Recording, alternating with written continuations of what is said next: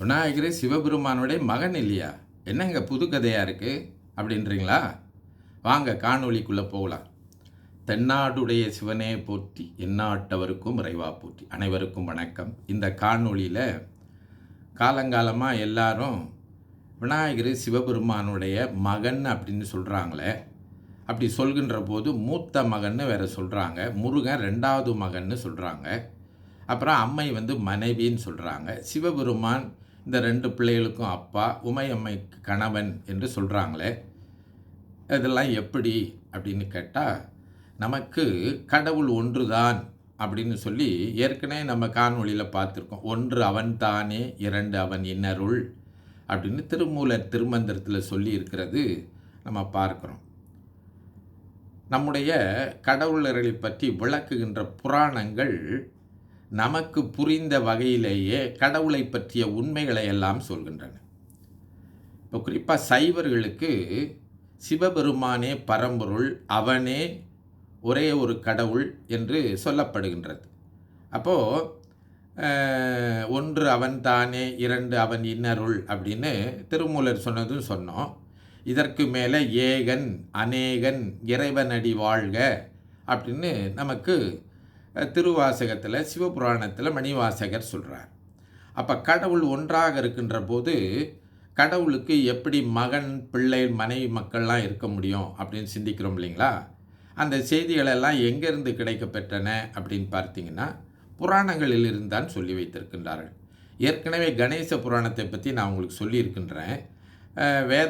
வேதத்தை தொகுத்த வியாசர் அந்த கணேச புராணத்தை சொல்லி இருக்கின்றார். அது தவிர கந்த புராணத்தை கச்சியப்பர் எழுதியிருக்கின்றார். இதை பார்க்கின்ற போது, இந்த புராணங்கள்லாம் எடுத்து பார்க்கின்ற போது விநாயகரை சிவபெருமானுக்கு மகன் போன்று சொல்லி வைத்திருக்கின்றார்கள். இதனுடைய உண்மை நிலை என்ன? அது புராண செய்தி. அப்போ உண்மை நிலை என்ன அப்படின்னு சொன்னால், சிவபெருமானுடைய அறிவும் ஆற்றலும் தான் மேலான ஓசை வடிவாக தோன்றியதை நாதம் என்று சொல்கின்றோம். அதுதான் ஓங்காரம் என்று சொல்கின்றோம். இதை நம்ம முன்னால் பார்த்துருக்குறோம். எப்படி விநாயகருக்கு யானை தலை கிடைத்தது என்று பார்த்தோம். அப்படி அந்த பரம்பொருளான சிவபெருமானிடத்திலிருந்து அறிவும் ஆற்றலுமாக சேர்ந்து தோன்றிய அடுத்த நிலையில், அந்த பரம்பொருளான மேலான நிலையிலிருந்து அடுத்த நிலைக்கு அந்த பரம்பொருளினுடைய திருவருள் ஓங்கார வடிவமாக பொது நிலைக்கு வருவதை தான், அந்த சிறப்பு நிலையிலிருந்து பொது நிலைக்கு வருவதை தான் மகன் என்று சொல்கின்றார்கள். இப்போ நம்ம கூட வீட்டில் பார்த்திங்கன்னா ஒரு குடும்ப தலைவன் என்ற அப்பாவும், அடுத்த நிலையில் அந்த அப்பாவுக்கு கொஞ்சம் குறைவாக பிள்ளைகளையும் சொல்கின்ற முறை இருக்கின்றது இல்லைங்களா? அதுபோல் இந்த பெருமானுடைய சிறப்பு நிலையில் பரம்பொருளாக இருக்கின்ற அந்த பெருமான் பொது நிலைக்கு மேலான ஓசை வடிவாக வருவதை நாம் ஓங்காரம் என்று சொல்கின்றோம், நாதம் என்று சொல்கின்றோம். அந்த நாதத்தை தான் விநாயகர் என்று சொன்னார்கள். அதைத்தான் சிவபெருமானுடைய மகன் என்று சொன்னார்கள். இப்படி ரொம்ப தத்துவமாக சொல்கிறது, சொன்னால் ஆளுங்கள் புரிஞ்சு கொள்ள மாட்டாங்கங்கிறதுக்காகத்தான் என்ன பண்ணாங்க, விநாயகர் சிவபெருமானுடைய மகன் என்று சொல்லி வைத்தார்கள்.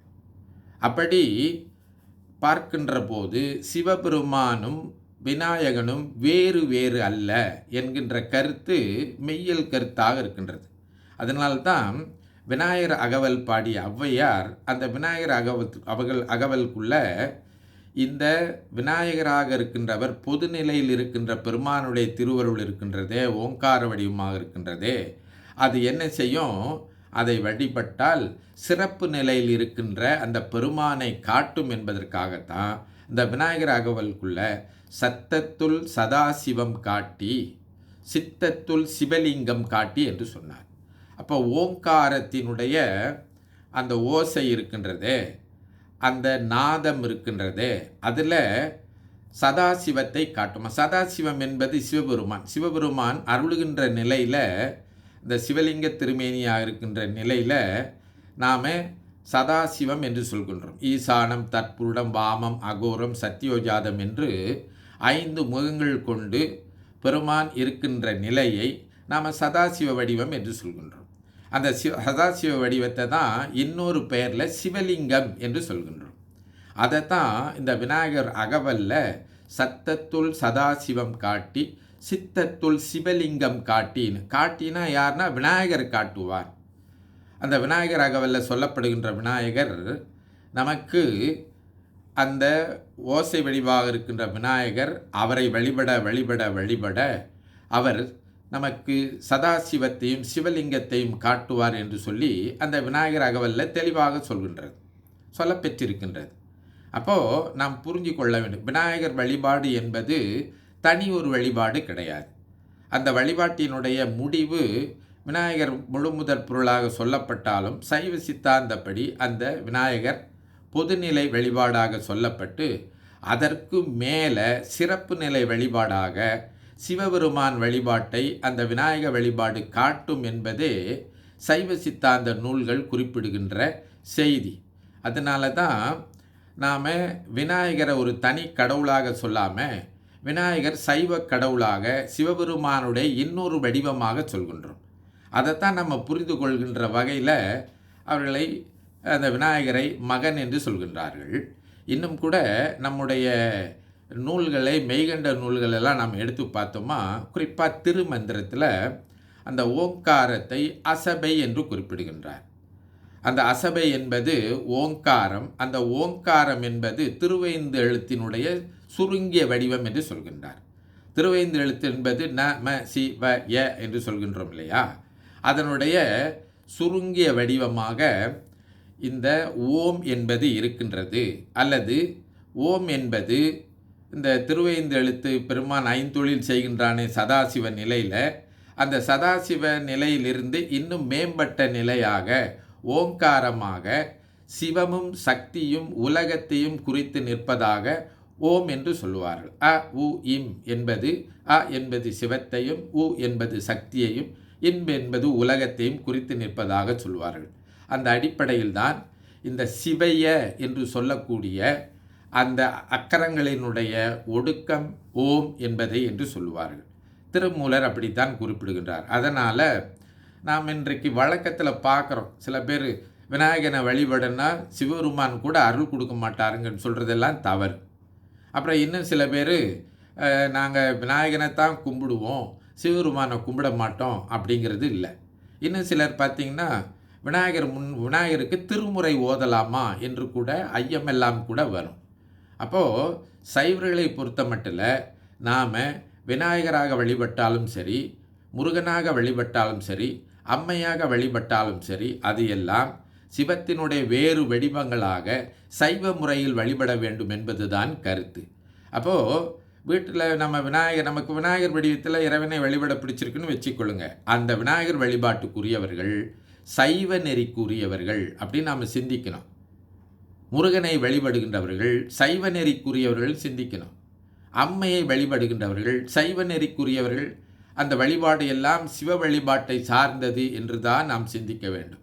இந்த வழிபாடுகள் எல்லாம் தனித்தனியாக பிரிச்சுட்டு போய் விநாயக வழிபாடு என்பது கானாபத்தியம், முருக வழிபாடு என்பது கௌமாரம், அம்மை வழிபாடு என்பது சாக்தம் என்று சொல்லி அவங்க வெவ்வேறு பிரிவாக பிரிந்து போய் சைவத்திற்கு உட்பட்ட அந்த நெறிகளை எல்லாம் தனித்தனியாக பார்ப்பதனாலே தான் இன்றைக்கு நம்முடைய சமயம் 6 சமயங்களாக பிரிந்து இருப்பது போல தெரிகின்றது.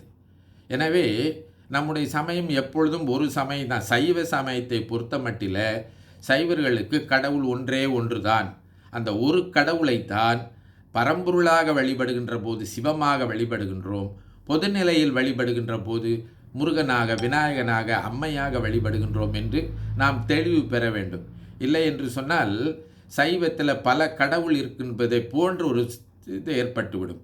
அப்படி பிரிந்து போனதுனால தான் இன்றைக்கு பல்வேறு பிரிவுகளைப் போல சைவ நெறி தோற்றம் அளிக்கின்றது. மற்றவர்கள் மற்ற நெறியில் எப்படி சிந்திக்கின்றார்கள் என்னவோ, சைவ நெறியில் விநாயகன், முருகன், அம்மை என்பவரெல்லாம் சிவத்தினுடைய மறுவடிவம்.